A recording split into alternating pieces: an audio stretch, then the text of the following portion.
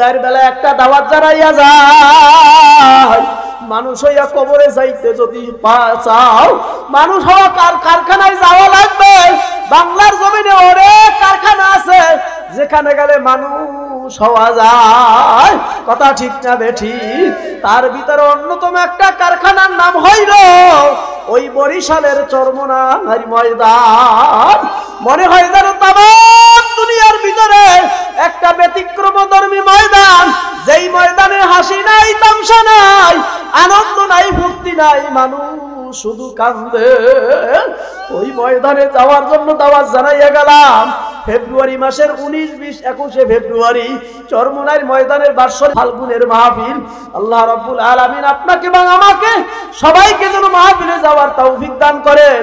ওলামায়ে কেরামদের সাথে থাকবো, আল্লাহ ওয়ালাদের সাথে থাকবো, তাদেরকে মহব্বত করব। আল্লাহ আমাদের সবাইকে তৌফিক দান করুক। সকলে বলি আল্লাহুম্মা আমিন।